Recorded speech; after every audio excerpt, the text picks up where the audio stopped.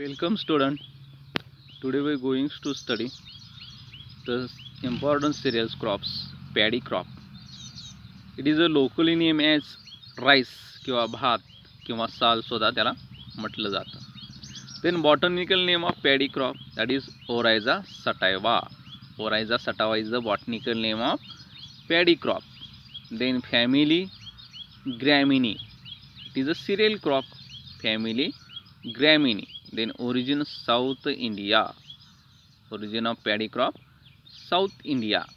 Then economic uses of paddy, that is it is also used for the rice is the most important staple food of over 60% of the world's population. It is an important staple food. Staple means it is a large consumption of the food. Then in India, rice is the main constituent of the daily diet in the southern part of किंवा eastern part of country. बघा प्रामुख्याने जे south Indian people's असतील त्यामध्ये प्रामुख्याने daily डाएटमध्ये त्याचा प्रामुख्याने हा दररोजच्या आहारामध्ये राईसचा वापर केला जातो किंवा आपण सुद्धा जनरली पाहतो बघा आपल्या दररोजच्या आहारामध्ये सुद्धा राईसचा थोडाफार समावेश असतो. Then it is also used for eaten in the form of cooked rice, that is bhat. Then other byproduct, that is murmura, poha किंवा lahi.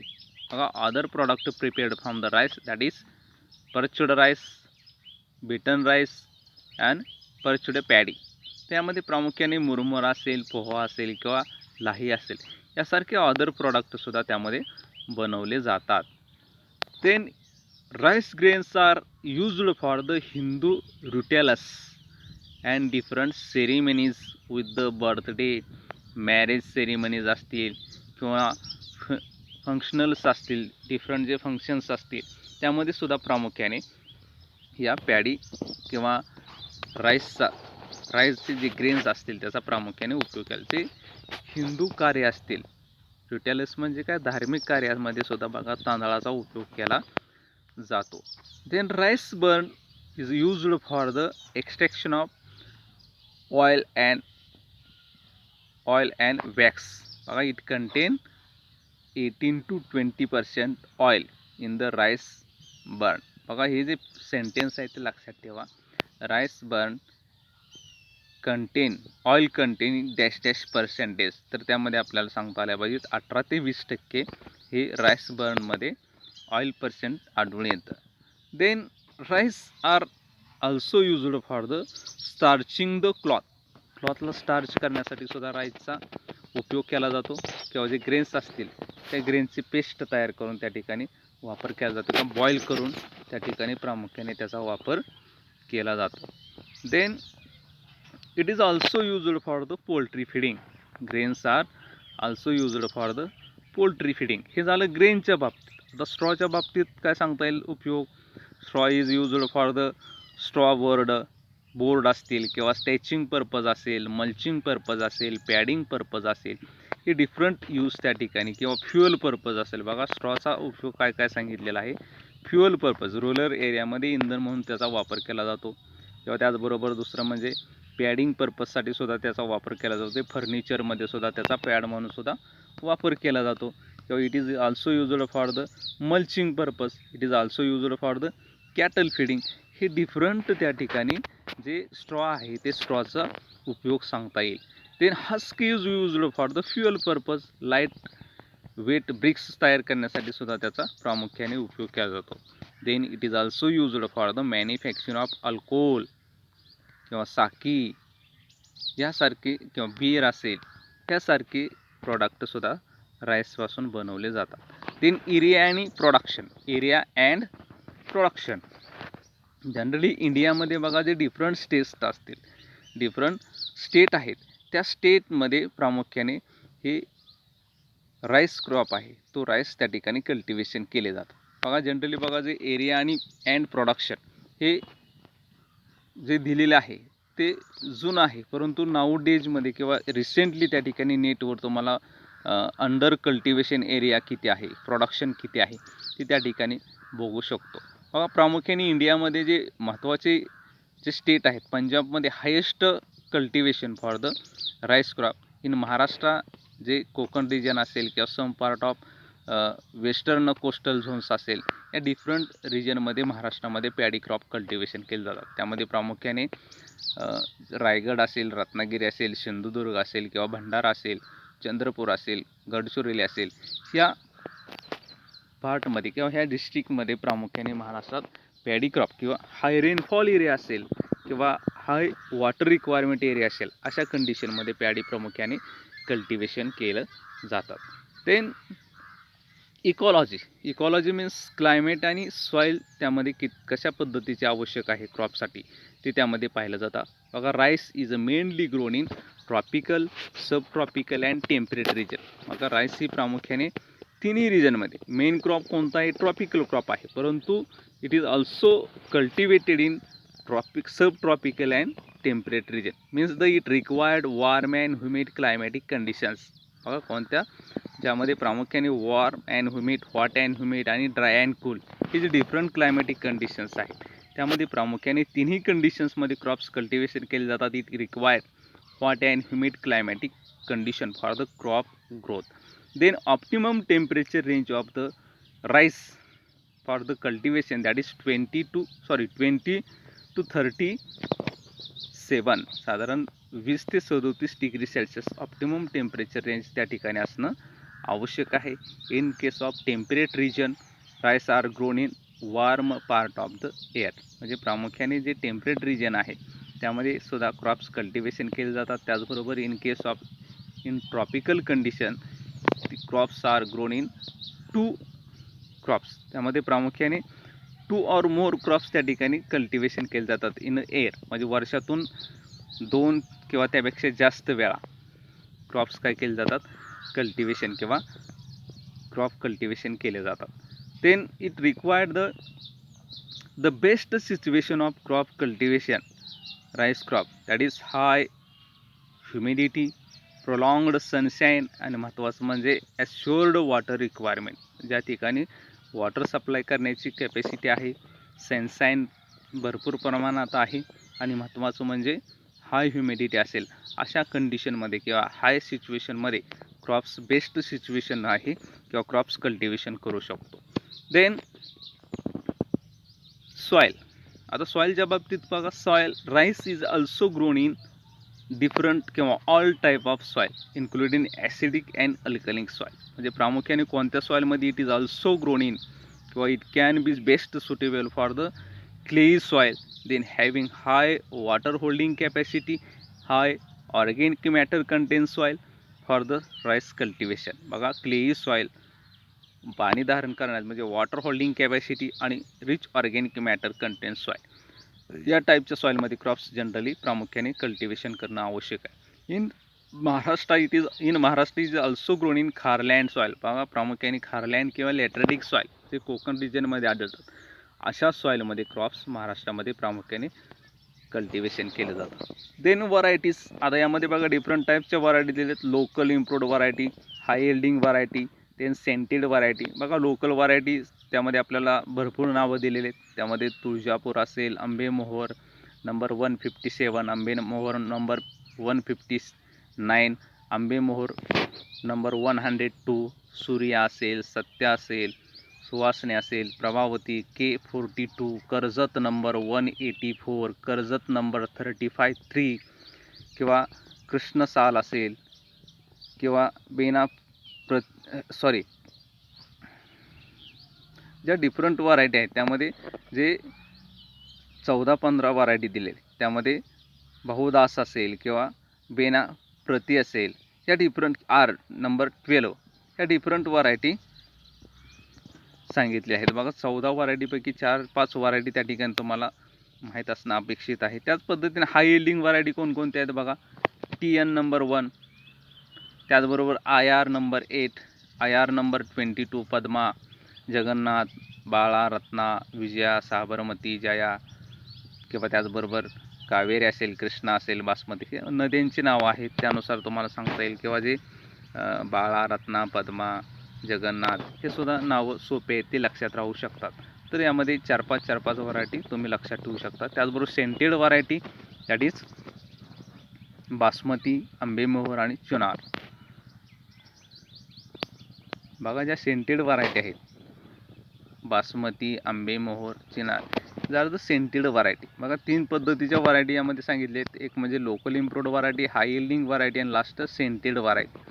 Then state rice research station located at Karjat.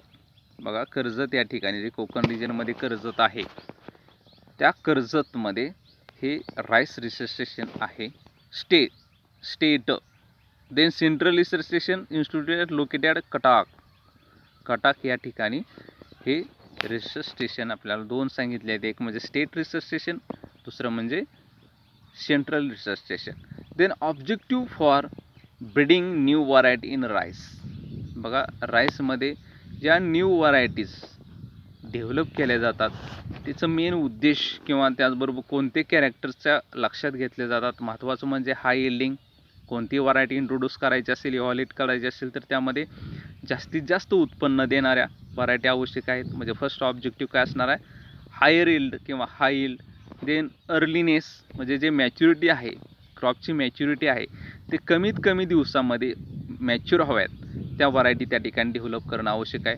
त्याचबरोबर महत्त्वाचं म्हणजे resistance, म्हणजे प्रतिकार for the सॅलिनिटी असेल, drought resistance असेल, lodging resistance. Drought म्हणजे कमी पाण्यामध्ये, किंवा त्याचबरोबर लॉजिंग म्हणजे ॲट ए मॅच्युरिटी स्टेजला ते पडण्याची किंवा त्या व्हरायटी लॉजिंग होण्याची शक्यता असते, पडण्याची शक्यता असते, ते त्या ठिकाणी रेजिस्ट असणं आवश्यक आहे. महत्त्वाचं म्हणजे wild rice, control for wild rice. बघा क्रॉप कल्टिवेशन करत असताना त्या व्हरायटीमध्ये वाईल्ड राईसचे सुद्धा त्या ठिकाणी मिक्स होऊ शकतात, ते कॅरेक्टर्स त्यामध्ये असू नयेत. त्याचबरोबर महत्त्वाचं म्हणजे resistance to pest and disease. Then quality such as the size, थोडक्यात qualities of grains quality, size असेल, शेप असेल, कलर असेल, ॲरोमा असेल, किंवा कुकिंग क्वालिटी असेल, न्यूट्रिटिव्ह व्हॅल्यूच्या बाबतीत असेल, हे डिफरंट त्या ठिकाणी क्वालिटी मेंटेन करणं आवश्यक आहे. Then characteristics of high yielding variety in rice. आता राईस डेव्हलप करत असताना कोणते गुणधर्म, आता अगोदर आपण काय पाहिले, उद्देश, ऑब्जेक्टिव्ह. राईस डेव्हलप करत असताना, व्हरायटी डेव्हलप करत असताना मेन उद्देश कोणते समोर ठेवून त्या ठिकाणी डेव्हलप केले जाते, तर जास्तीत जास्त उत्पन्न देणाऱ्या, early maturity, pest and disease resistance, lodging resistance, drought resistance, हे डिफरन्स त्या ठिकाणी किंवा क्वालिटीच्या बाबतीत अरोमा असेल, साईज असेल, शेप असेल, कुकिंग असेल, न्यूट्रिटिव्ह व्हॅल्यू असेल, ह्या गोष्टी त्यामध्ये लक्षात घेतल्या जातात. त्याच पद्धतीने characteristics of high yielding variety, जास्त उत्पन्न देणाऱ्या व्हरायटीमध्ये काय कॅरेक्टर असणं आवश्यक आहे. फर्स्ट कॅरेक्टर बघा, the plant at a narrow and स्टप अँड अपराईट. बघा जे प्लांटचं नेचर असेल, आपण पाहतो प्लांट नॅरो, त्याची उंची असेल, हाईट असेल, अपराईट असेल, स्टप असणं आवश्यक आहे. म्हणजे स्टप, ते स्ट्रॉ असेल, तो सुद्धा स्टप असणं आवश्यक आहे. त्याचबरोबर ल्यूजच्या बाबतीत कसं कॅरेक्टर सांगणं आवश्यक आहे, dark green to not shed for the lower leaves. बघा त्या ठिकाणी जे ग्रीन्स आपण पाहतो, ज्या प्लांटच्या ग्रीनचा कलर हा प्रामुख्याने कसा असतो, डार्क ग्रीन असतो, तो तर त्या ठिकाणी असणं आवश्यक आहे. Do not shade the lower level. Shade म्हणजे सावली पडणे, खालच्या पानावर त्याची सावली पडू नये या पद्धतीचे. आणि महत्त्वाचं म्हणजे डू नॉट लॉजिंग, किंवा पडणार नाही, डॉर्प व्हरायटी असणं आवश्यक आहे. डॉर्प असेल तर त्या ठिकाणी टॉल व्हरायटी प्रामुख्याने पडू शकतात त्या ते मॅच्युरिटी स्टेजला, परंतु डॉर्प व्हरायटी असेल तर त्या ठिकाणी पडू शकत नाही. आणि महत्त्वाचं म्हणजे हायर यील्ड मिळवण्यासाठी the produce the maximum number of fertile tillers म्हणजे फुटवे, त्या ठिकाणी फर्टाईल टिलर्स त्या ठिकाणी असणं आवश्यक आहे, तेव्हा त्या व्हरायटीचे कॅरेक्टर्स सांगता येईल. त्याचबरोबर photo insensitive, in suitable for growing in the any season. बघा photosynthesis, make a own food material काय तर फोटोसिंथेसिस प्रोसेस, म्हणजे these variety are photo insensitive and suitable for growing any season. म्हणजे कोणत्याही सीझनमध्ये, खरीप असेल, रब्बी असेल, समर असेल, या तिन्ही सीझनमध्ये त्या ठिकाणी हे क्रॉप्स किंवा व्हरायटी डेव्हलप करणार आहे, ती व्हरायटी हायर यील्डिंग व्हरायटी त्या ठिकाणी येऊ शकतात. Then panicles, more grains per panicles heavier the grains. Panicles म्हणजे ज्या ठिकाणी आपल्याला ग्रेन्स आलेले आढळतात, थोडक्यात गव्हामध्ये त्या पद्धतीने कोंबे असते, त्याच पद्धतीने कोंबे असते, त्याच पद्धतीने पॅडी क्रॉपसुद्धा त्याच पद्धतीचे नेचर असतं. त्या पॅनिकल्समध्ये आपल्याला काय आलेले असतात, ग्रेन्स आलेले किंवा ग्रेन फॉर्म झालेले आपल्याला आढळतात. देन दीज व्हरायटी आर, आणि एक महत्त्वाचं कॅरेक्टर काय आवश्यक आहे बघा, these variety are short duration, double cropping is possible. म्हणजे जर शॉर्ट ड्युरेशन क्रॉप असेल तर प्रामुख्याने इयरमध्ये जास्तीत जास्त एकाच फील्डमध्ये एका वर्षामध्ये जास्तीत जास्त क्रॉप्स कल्टिवेशन करता येतील, म्हणून त्या ठिकाणी शॉर्ट ड्युरेशन क्रॉप्स व्हरायटी असणं आवश्यक आहे. आणि महत्त्वाचं म्हणजे highly responsible for the fertilizers, ते काय फर्टिलायझर ॲप्लिकेशन्स करणार आहे त्याला रिस्पॉन्स देणार आहे, आणि higher yield, it gives the higher yield of the crops. त्यासाठी ज्या डिफरंट आपण व्हरायटी पाहिल्यात हायर यील्डिंग व्हरायटी, त्यामध्ये प्रामुख्याने IR number 8, TN number 1, Padma, Jagannath, the different variety of high yielding variety. बघा कॅरेक्टर्स काय असणं आवश्यक आहे, नॅरो स्टप, अपराईट, त्याचबरोबर शॉर्ट ड्युरेशन, ग्रीन लिव्ज असणं आवश्यक आहे. त्याचबरोबर पॅनिकल्स कॉम्पॅक्ट असणं आवश्यक आहे, त्या पॅनिकल्स येणारे ग्रेन्स जास्त प्रमाणात असणं आवश्यक आहे, किंवा त्याचबरोबर शॉर्ट ड्युरेशन व्हरायटी आवश्यक आहेत. आणि महत्त्वाचं म्हणजे high fertiliser response and give the higher yield of the crop. त्या पद्धतीने आपल्याला हे कॅरेक्टर्स थोडक्यात 7-8 कॅरेक्टर्स दिलेले आहेत. त्यानंतर characteristics of different variety TN1. आता TN व्हरायटीचे कॅरेक्टर हे कुठं कधी डेव्हलप झाली, त्याची मॅच्युरिटी काय, त्याचं विशेष त्या ठिकाणी गुणधर्म काय हे आपल्याला त्या ठिकाणी पाहायचे. बघा first variety TN number 1. This variety released in 1964 at Taiwan या ठिकाणी 1964 साली TN1 नंबर व्हरायटी डेव्हलप झालेले आहे. This variety matured after sowing, that is 120 to 125 days, साधारण 120 ते 125 दिवसामध्ये मॅच्युअर झालेले आढळते. दिन yield of the variety that is 40 to 50 quintal per hectare. हे झाले त्याचं कॅरेक्टर. त्याचबरोबर अदर कॅरेक्टर काय सांगता येईल, it is a partially resistant to bacterial blight, जो पानावर आढळून येणारा ब्लाइट डिसीज आहे, बट ससेस्टेबल टू पेस्ट. जरी त्या ठिकाणी TN व्हरायटी बॅक्टेरियल ब्लाइटला रेजिस्टन्स असेल तर त्या ठिकाणी पेस्टला प्रादुर्भाव होऊ शकतो. त्याचबरोबर it is highly response for the nitrogenous fertiliser, जे युरिया असेल, अमोनियम सल्फेट असेल, जे नायट्रोजनस फर्टिलायझर्स आहेत त्याला जास्त प्रमाणात रिस्पॉन्स देते. त्याचबरोबर it is a suitable for the summer season. बघा हे 5-6 कॅरेक्टर्स त्या ठिकाणी आपल्याला सांगता येते. Then IR8, this variety released in 1966. Duration बघा किती सांगितले, 130 to 135 days after sowing. Yield that is 50 to 55 quintal per hectare. It is a resistance to same bacterial blight and जासिड्स, जे तुडतुडे असेल किंवा सकिंग पेस्ट असतील हे त्या ठिकाणी अटॅक होऊ शकत नाहीत. It is a highly response to fertiliser. ही सुद्धा व्हरायटी त्या ठिकाणी फर्टिलायझरला रिस्पॉन्स देते. त्याचबरोबर next variety Tuljapur 1. This variety developed in 1965 at a Tulzapur research station. Then it is a duration 100 PLV to 115, म्हणजे साधारण 112 ते 115 दिवसामध्ये ही व्हरायटी डेव्हलप झालेली आढळते. Average yield 12 quintal per hectare. हे जे कॅरेक्टर दिलेले आहेत बघा प्रत्येक व्हरायटीमध्ये कधी डेव्हलप झालेले आहे, त्याचबरोबर त्याचं ड्युरेशन किती दिवसामध्ये मॅच्युअर होते, त्याचबरोबर त्याचं यील्ड किती आहे, त्याचबरोबर कोणत्या पेस्टला आणि डिसीजला रेजिस्टन्स आहेत, ससिस्टेबल आहे, ससिस्टेबल म्हणजे प्रादुर्भाव होऊ शकतो, रेजिस्टन्स म्हणजे प्रतिकारशक्ती आहे, आणि महत्त्वाचं म्हणजे फर्टिलायझर रिस्पॉन्स किती प्रमाणात आहे. याच पद्धतीने या ठिकाणी या व्हरायटीचे कॅरेक्टर्स दिलेत. बघा दिस व्हरायटी तुळजापूर पाहिलं तर it suitable for the dry cultivation in Marathwada रिजनमध्ये जे ड्राय कल्टिवेशन केले जातात. कल्टिवेशन प्रॅक्टिसेसमध्ये आपण पाहणार वेट कल्टिवेशन, ड्राय कल्टिवेशन, त्यामध्ये हे सविस्तर आपण त्या ठिकाणी पाहणार आहोत. It is also grown by the drilling method in rainfed area, म्हणजे थोडक्यात काय जिरायत शेती आहे अशा कंडिशनमध्ये सुरुवातीला पाहिलं ड्राय कल्टिवेशनमध्ये किंवा रेनफीड एरिया आहे अशा कंडिशनमध्ये हे ड्रिलिंग मेथडने सोन केली जाते. देन साबरमती, बासमती ह्या डिफरंट व्हरायटी कॅरेक्टर्स सेम आहेत ते तुम्ही बघा. त्यानंतर कल्टिवेशन मेथड्स त्यामध्ये ऑन द बेसिस ऑफ, आता जे कल्टिवेशन मेथड्स आहेत त्या पॅडीमध्ये प्रामुख्याने कशा पद्धतीने वापरले जातात, on the basis of water requirement. Cultivation of crops आहेत किंवा राईस आहे ते जनरली आपण पाहतो राईस कल्टिवेशन करण्यासाठी हाय वॉटर रिक्वायरमेंट किंवा हाय वॉटर लायसिंग क्रॉप्स त्या ठिकाणी हे आढळतं. म्हणजे it is a cultivation methods are depending upon किंवा on the basis of the availability of water. Rice cultivation is classified into the fourth category, that is dry cultivation, semi dry cultivation, wet cultivation, last intensive method, त्याला Japanese methods of rice cultivation म्हटलं जातं.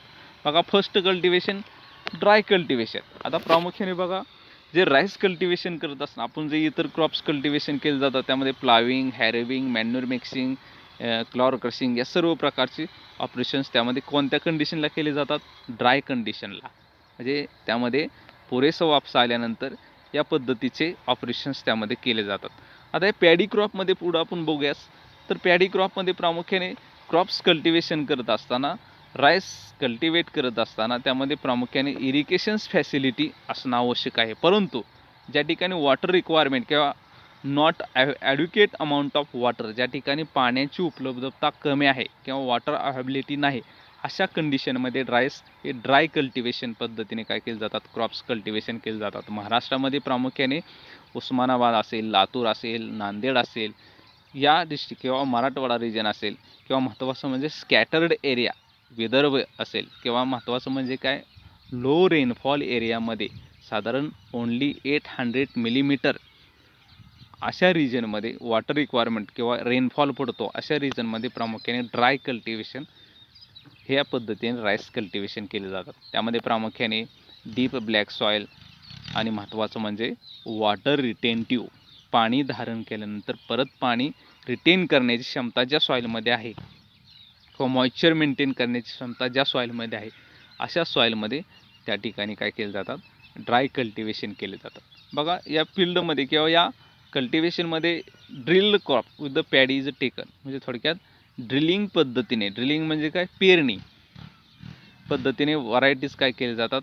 Grown केले जातात. It is early coarse type manuring within the 100 to 110 days after having the bold grains. बघा त्यामध्ये प्रामुख्याने only one crops rice. बघा dry कल्टिवेशनमध्ये प्रामुख्याने ज्या ठिकाणी not adequate amount of water, ज्या ठिकाणी पाण्याची श्युरिटी नाही किंवा पाण्याची कमतरता आहे अशा कंडिशनमध्ये हे dry cultivation crops cultivation dry paddy cultivation केले जातात. त्यानंतर semi dry cultivation. In this method it is also called as semi dry because. आता सेमी ड्राय कल्टिवेशन का म्हटलं आहे? बिकॉज द जे प्लांटची लाईफ सायकल आहे म्हणजे जीवनक्रम आहे तो कशा पद्धतीने कंप्लीट होतो आहे ते बघा. 1/2 किंवा because the half life cycle of the crops passes under the wet condition and remaining half under the dry condition. बघा सेमी ड्राय का म्हटलं तर त्यामध्ये जी लाईफ सायकल किंवा क्रॉपचा जीवनक्रम आहे तो निम्मा जीवनक्रम हा ड्राय कंडिशनमध्ये डेव्हलप होतो आणि निम्मा जे कंडिशन आहे ते वेट कंडिशनमध्ये त्या ठिकाणी डेव्हलप होतो. म्हणजे through is the moisture available in bunded field.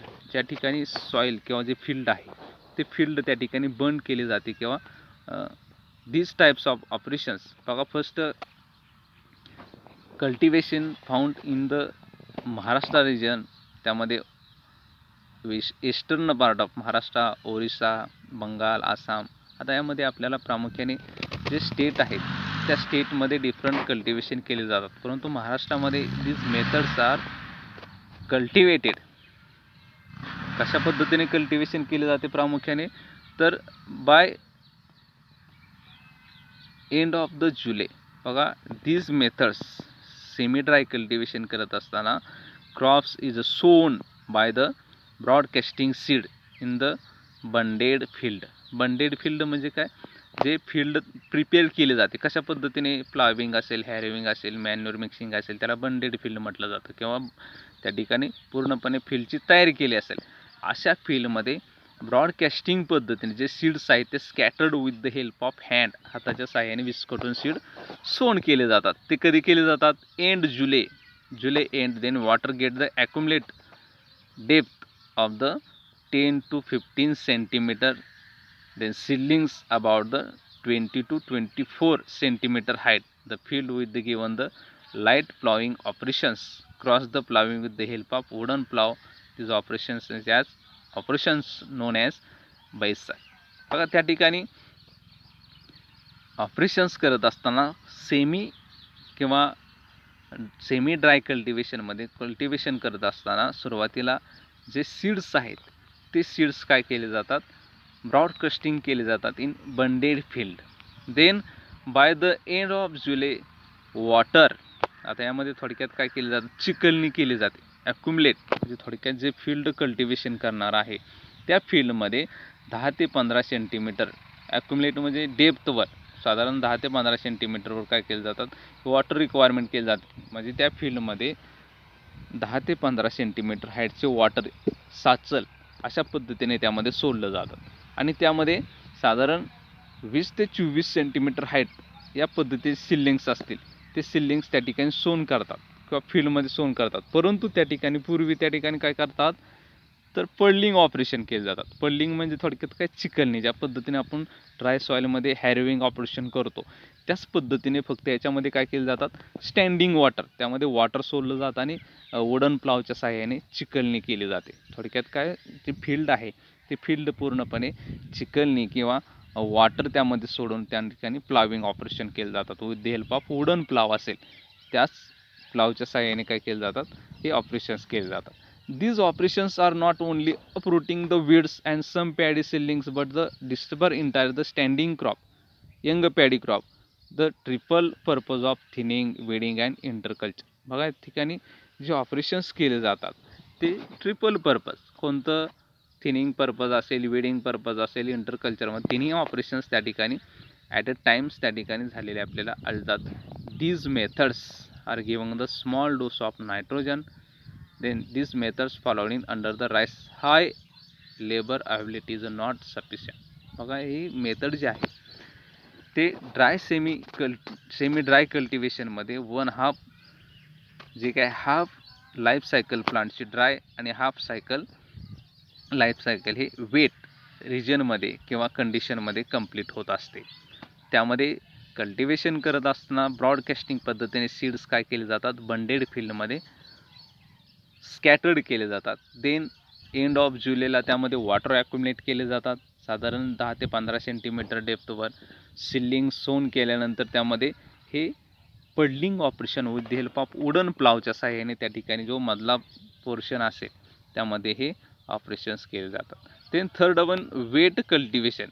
In this method more developed rice cultivation practised in कुठे केले जातात, ॲश्युअर्ड सप्लाय ऑफ वॉटर, ज्या ठिकाणी पाण्याची उपलब्धता आहे अशा कंडिशनमध्ये हे वेट कल्टिवेशन केले जातात. Many times it is not possible the ceiling in the, त्या ठिकाणी प्रामुख्याने जे सिलिंग्स आहेत ते सिलिंग हे नर्सरीमध्ये तयार केले जातात. Then transplanting for one place to another किंवा main field, the shortage of the labour, ज्या ठिकाणी लेबरचे शॉर्टेज आहेत अशा कंडिशनमध्ये काय केले जातात, नर्सरी बेडमध्ये जे सिलिंग्स आहेत ते सिलिंग तयार केले जातात आणि मेन फील्डमध्ये ट्रान्सफर केले जातात. किंवा दुसरे मेथडमध्ये काय केलं जातं, in such cases seeds are soaked in water kept in the gunny bags for the 1 to 2 days for the sprouting. थोडक्यात काय, जे सीड्स असतात ते सीड्स भिजू घातले जातात. आपण पाहतो घरामध्ये सुद्धा आदल्या रात्री मटकीसारखे जे सीड असेल किंवा मटकी भिजू घातली जाते, सोकड केली जाते आणि त्याला परत आपण दुसऱ्या दिवशी पाहतो स्प्राउटिंग येतं किंवा फुटवे फुटले जातात. त्याच पद्धतीने पॅडीसुद्धा क्रॉप्स कल्टिवेशन करण्यासाठी अगोदरच्या रात्री त्या ठिकाणी काय केले जातात, 1 to 2 days बिफोर त्या ठिकाणी काय केले जातात, जे ग्रेन्स असतात ते ग्रेन्स सोकड केले जातात, पाण्यामध्ये भिजवले जातात आणि ते स्प्राउटिंग झालेले किंवा फुटवे फुटलेले असणारे डायरेक्टली ब्रॉडकास्टिंग द पडेड फील्ड, जे चिकलणी केलेली आहे अशा फील्डमध्ये ते काय, चिकलणी म्हणजे काय, स्टँडिंग वॉटरमध्येच वुडन प्लाव त्या ठिकाणी आपण सेमी ड्रायमध्ये पाहिलं त्या पद्धतीनेच काय केलं जातात, ह्यामध्ये जे पडेड फील्ड आहे त्या पडेड फील्डमध्ये स्प्राउटिंग केले जातात किंवा ब्रॉडकास्टिंग केले जातात. These methods are followed in the खारलँड सॉइल कोस्टल एरिया किंवा transplanting of seedling is difficult due to the puddling field is a greater depth. बघा त्या ठिकाणी वेट कल्टिवेशनमध्ये सुद्धा या पद्धतीने पॅडी कल्टिवेशन केलं जातं. Then last, intensive method of the rice cultivation. In this method most important for the all recommended packages is adapted. बघा paddy crops cultivation करत असताना जॅपनीज मेथड म्हणजे जे इतर क्रॉप पद्धतीने जे क्रॉप्समध्ये इंटरकल्चर ऑपरेशन्स असतील, फर्टिलायझर ॲप्लिकेशन्स असतील किंवा जे डिफरंट अदर इंटरकल्चर ऑपरेशन्स आहेत ती इझिली त्या ठिकाणी कल्टिवेशन करू शकतात. कोणत्या मेथडमध्ये? इंटेन्सिव्ह मेथड किंवा Japanese methods of rice crop. In this methods area having the assured same supply of water, ज्या ठिकाणी वॉटर सप्लाय करण्याची कॅपॅसिटी आहे किंवा farmer heavy dose of manuring त्या ठिकाणी वापरू शकतात, अशा कंडिशनमध्ये या मेथडमध्ये यूज केले जातात. आणि परिणामीच काय होतात? For the adapt the plant protections. त्याचबरोबर महत्त्वाचं म्हणजे other cultivation practices for getting the maximum yield of crop किंवा maximum production of the crop. The main futures of intensive methods. आता याचं मेन फ्युचर्स काय? त्यामध्ये फर्स्ट सांगता येईल आपल्याला raised seed beds for growing the paddy seedlings, low seed rates as compare to other method. ज्यामध्ये प्रामुख्याने जे सीड्स आहेत ते सीड्स कुठं तयार केले जातात? सीडलिंग रेज्ड बेडवर, जे गादी वाफ असेल नर्सरीमध्ये त्या गादी वाफेवर त्याचा प्रामुख्याने सीडलिंग तयार केले जातात. किंवा त्याचबरोबर महत्त्वाचा उद्देश काय? Low seed rate, then having a heavy manuring crop and nursery as well as the field. म्हणजे नर्सरी स्टेजला पण फर्टिलायझर ॲप्लिकेशन करू शकतो, मेन फील्डमध्ये पण ॲप्लिकेशन करू शकतो.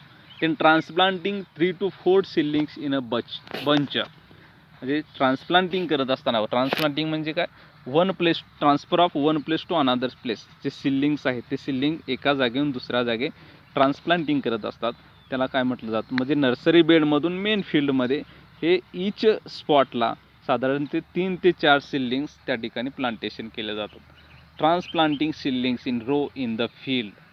यामध्ये बेटर इंटरकल्चर ऑपरेशन्स होऊ शकतात, कारण का जे रोज आहेत, ओळी आहेत, त्या ओळीमध्ये प्रत्येक त्या ठिकाणी सीडलिंग ट्रान्सप्लांटिंग केले जातात. Then advantages and disadvantages of transplanting. म्हणजेच काय? Dry and semi dry method rice cultivation करत असताना त्यामध्ये फायदे आणि त्याचबरोबर तोटे आपल्याला त्या ठिकाणी पाहायचे आहेत. फर्स्ट बघा, seed rate requirement is much less, that is 25 to 40 kilo per hectare as compared to other cultivation methods. Then allow the sufficient time for the prepare the field. बघा ट्रान्सप्लांटिंग केल्यामुळं त्या ठिकाणी काय होतात? जे प्लाविंग असेल, हॅरेविंग असेल, मॅन्युअर मिक्सिंग असेल, ह्यासाठी जो लागणारा वेळ आहे तो त्या ठिकाणी परिणामी जे नर्सरी बेडमध्ये सीड सोन केल्यामुळं जो ड्युरेशन आहे 15 ते 20 दिवसाचा तो त्या ठिकाणी लँड प्रिपेअर करण्यासाठी मिळतो आहे. म्हणजे allow the sufficient time to for proper field planning. Then puddling operation result for the wearing the weed and cutting down the losses with the heed. म्हणजे त्या ठिकाणी जे पल्डिंग ऑपरेशन केल्यामुळं वीडिंग ऑपरेशन असेल किंवा त्याचबरोबर जे वीड आहेत ते वीड कंट्रोल होण्यास मदत होते. मग त्यामध्ये व्युरेड केलं जाईल, गाडले जाते पडलिंग ऑपरेशनमुळं किंवा कटिंग होतात वीड. परिणामी जो वीडचा प्रॉब्लेम आहे तो वीड मॅनेजमेंट करण्यास मदत होते.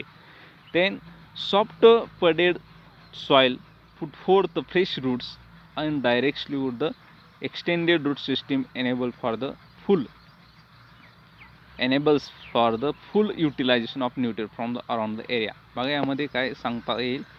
जे ट्रान्सप्लांटिंग केलेलं आहे किंवा पल्डिंग ऑपरेशन केल्यामुळं परिणामीच त्या ठिकाणी जे सॉईल आहे ते सॉफ्ट बनणार आहे आणि सॉफ्ट बनल्यामुळं जे रूट्स आहेत ते रूट्स ऑल डायरेक्शनला स्प्रेड होऊ शकतात आणि fully utilization for the nutrient. त्या ठिकाणी जे न्यूट्रेंट आहे ते न्यूट्रेंट ॲब्सॉर्ब करू शकणार आहेत. हे त्या ठिकाणी ॲडव्हान्टेजेस सांगता येईल. त्याचबरोबर दुसरं म्हणजे farmer transplant is a field at a right time. त्या ठिकाणी जे राईट टाईम असणार आहे सोईंगचं, त्या सोईंगला ट्रान्सप्लांटिंग करू शकणार आहे availability of seedlings. Then adequate amount of water. त्याचबरोबर प्लांट प्रोटेक्शन्स असतील, त्यामध्ये पेस्ट असतील, डिसीज असतील, हे इझिली त्या ठिकाणी कंट्रोल करण्यास किंवा जे लॉसेस आहेत ते लॉसेस टाळता येतील डिसीज पेस्टमुळं. त्या ठिकाणी कंट्रोल करण्यात किंवा मिनिमाइज त्या ठिकाणी पेस्ट अँड डिसीजचा अटॅक होऊ शकतो, कमीत कमी अटॅक होऊ शकतो. किंवा त्या ठिकाणी ऑब्झर्व करून त्या ठिकाणी कंट्रोल करण्यास मदत होते. देन डिसॲडव्हान्टेज, आता हे झाले ॲडव्हान्टेजेस. आता त्याचे डिसॲडव्हान्टेजेस काय सांगता येतील आपल्याला. त्यामध्ये प्रामुख्याने labour requirement for the transplanting is more, there labour is not possible for the transplanting within the limiting period. Transplanting करण्यासाठी सुद्धा लेबरची आवश्यकता असते, ते एक ठिकाणी कमतरता येऊ शकते. Then late transplanting resulting the lower yield than the Baisakhi method. चिकलणी करणे त्यालाच काय म्हणतात, बैसाकी. तर त्यामध्ये प्रामुख्याने लेट ट्रान्सप्लांटिंग सुद्धा पल्डिंग ऑपरेशनमुळे होऊ शकतं. ते नेक्स्ट प्रिपरेटरी टिलेज. यामध्ये बघा, हे झालं कल्टिवेशन मेथड्स. आता प्रिपरेटरी टिलेजमध्ये सेम कल्टिवेशन करत असताना दोन पद्धतीने प्रिपरेटरी टिलेज केले जातात. एक म्हणजे ड्राय कल्टिवेशन, दुसरं म्हणजे wet cultivation. Same dry cultivation म्हणजे जे अदर क्रॉपसाठी आपण कल्टिवेशन करतो, त्यामध्ये प्रामुख्याने लँड ड्राय पॅडी कल्टिवेशनसाठी प्लाविंग ऑपरेशन असेल, त्याचबरोबर लाईट प्लाव इन समर सीझनमध्ये रिपीटेड क्रॉस हॅरविंग असेल, किंवा त्याचबरोबर 2 to 3 हॅरविंग ऑपरेशन्स त्यामध्ये मेंटेन करणं आवश्यक आहे to good tilth operation. Then remove the weeds troubles of the previous crops, collect and destroy किंवा बोरिंग करणं आवश्यक आहे, बर्निंग करणं आवश्यक आहे. आणि लास्ट FYM, लास्ट प्रिटिलेज किंवा हॅरविंग ऑपरेशनला त्या ठिकाणी FYM मिक्स केलं जातं. म्हणजे ड्राय कल्टिवेशनला जे अदर क्रॉपला ज्वारी बाजरी मकासाठी केलं त्याच पद्धतीने प्लाविंग, हॅरविंग, मॅन्युअर मिक्सिंग असेल, किंवा क्लीन कल्टिवेशन म्हणजे रिमूव्ह वीड्स स्ट्रबल्स त्यामधून काढून टाकले जातात in case of dry cultivation. Then wet cultivation. Wet कल्टिवेशनमध्ये काय केलं जातात, ड्राय म्हणजे कोरडी, वेट म्हणजे ओली. लाईंग एरिया, त्या ठिकाणी इन लो लेईंग एरियामध्ये water is lets in to the bunded field of the rice. त्या ठिकाणी पाणी नाही, कमतरता, अशामध्ये सॉईल त्या ठिकाणी वॉटर ॲप्लाइड केलं जातं. आणि land is ploughed with the light wooden plough in standing water is called as puddling. त्या ठिकाणी जरी पाणी नसेल तर त्यामध्ये पाणी सोडलं जातं आणि पल्डिंग ऑपरेशन, चिखलणी ऑपरेशन्स त्यामध्ये केले जातात विथ द स्मॉल ट्रॅक्टर. अलीकडच्या काळामध्ये हे ट्रॅक्टर आयर्न फिल्स असणारे ट्रॅक्टर्स स्वतःच्या साह्याने सुद्धा त्या ठिकाणी पल्डिंग ऑपरेशन केले जातात, किंवा लँड लेवल प्लँकरच्या साह्याने सॉफ्ट सीड बेड्स प्रिपेअर करून त्या ठिकाणी फील्डमध्ये ट्रान्सप्लांटिंग केलं. बघा, वेट आणि ड्राय मेथडमध्ये काय फरक आहे, तर ड्राय कल्टिवेशनमध्ये सेम जे आपण ज्वारी बाजरी मकासाठी ज्या पद्धतीने लँड प्रिपेअर केले जाते, प्लाविंग, हॅरोईन, मॅन्युअर मिक्सिंग असेल, स्ट्रबल्स अँड विडिंग असेल, हे सर्व गोष्टी त्यामध्ये केल्या जातात. याच्या उलट वेट कल्टिवेशनमध्ये काय केलं जातात, पल्डिंग ऑपरेशन केलं जातं. कशा पद्धतीने, त्यामध्ये वॉटर देऊन, म्हणजे त्या फील्डमध्ये वॉटर ॲप्लिकेशन केलं जातं आणि चिखलणी केली जाते.